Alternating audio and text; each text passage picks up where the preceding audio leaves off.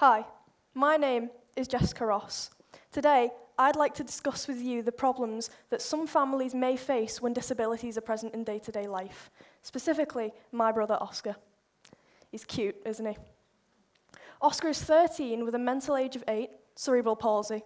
He struggles with chronic lung disease, joint conditions, muscle conditions, a lot of different things. The most common question I get asked is, what's wrong with him? Now, on any other day, my response to that would be, well, what's wrong with you? But today is no normal day. So in short, nothing. There's nothing explicitly wrong with him. Yes, he's disabled. Yes, he's also a teenage boy, a normal teenage boy that plays Xbox and is never off the phone to his friends. Besides, it isn't all bad. The perks we get are, I've never waited in line at an amusement park before, ever, like Disney World of all places.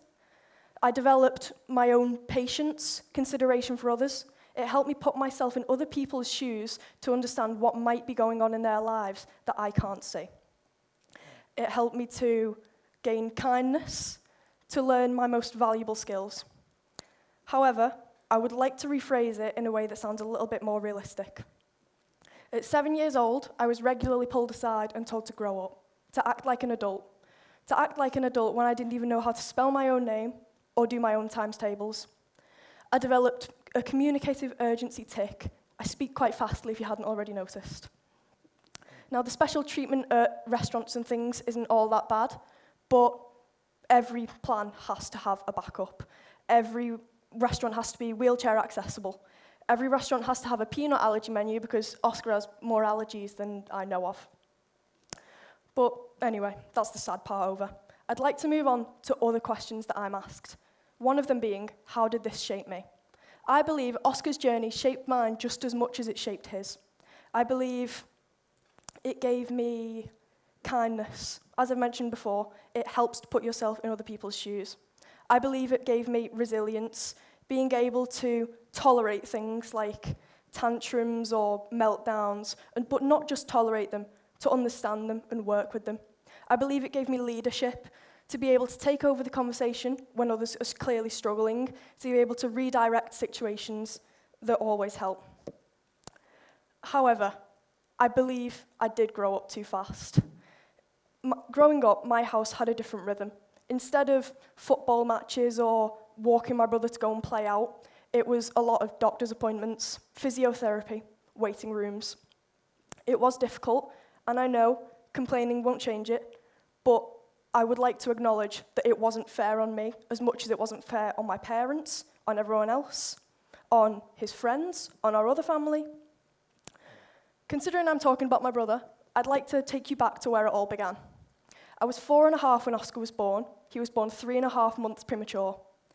The little boy that I'd waited to meet, the happy, smiling baby that most people expect, was the size of a Coke bottle. He remained in hospital for 10 weeks in an incubator, as you can see in that photo. He learnt to walk at 3 years old with the help of a walker. Yes, he did learn to walk a little bit later than others. Yes, he was also whizzing around the house on it and taking out people's ankles. That still happens today with his wheelchair.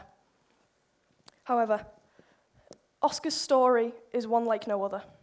It's difficult. I've never met another child like him. We were told that Oscar wouldn't even make it through the night, and he's 13 years old today. He's a medical phenomenon. I'd like to move on to myself, though.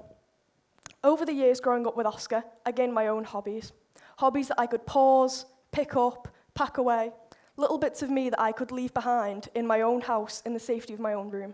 I picked up painting, reading, sometimes playing on his Xbox when he's not home. But painting was part of me. It meant I could create my own art, leave it in my room, no one could touch it, and it'd be mine forever. I grew accustomed to holding down the fort, as my dad would say. I babysat, felt the pressure of holding things together in the background, trying to balance my own home life, my friends, school, academic performance. I'm 66% more likely to develop childhood anxiety, 34% chance more likely to develop childhood depression. I'm 3 times more likely to struggle with workplace environments, school environments, and relationships. It sounds a lot, I know. I'd like to move on to other people's reactions in public. I'm aware Oscar may be perceived differently, ranging from his speech impediment to the way he moves to even growing up with him. Oscar naturally followed me along to a mainstream primary school.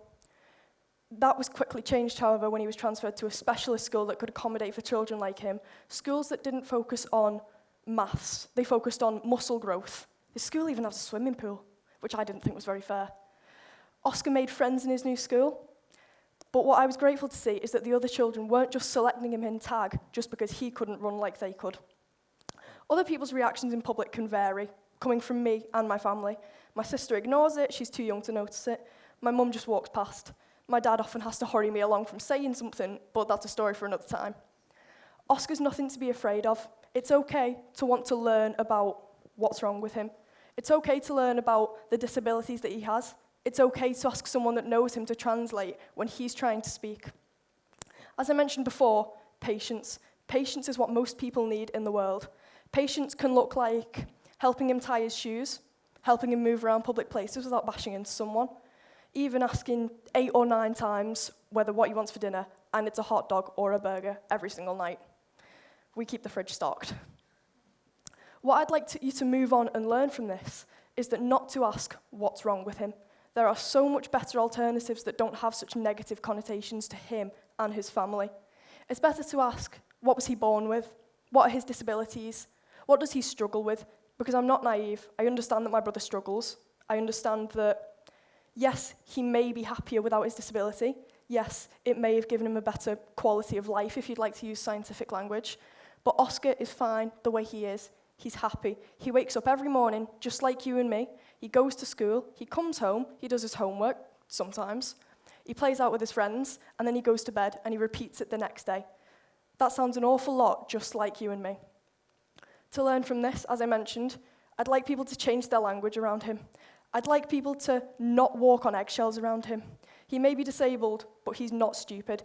He comes home and he says, well, why were they talking weird around me? Why wouldn't they tell me things? Why did they tell me that I was only half a boy when I played out with the other children? It's difficult to hear as a sibling. I guarantee it's also difficult for my mum to hear. Things like this will always happen. I know that. When he grows up, he'll be going out to the pub. People will probably be mean to him. People will probably try and get him to sing or dance like he's some circus attraction. And I would like to clear that stigma. Disabled people are nothing to treat differently. They are just like you and me.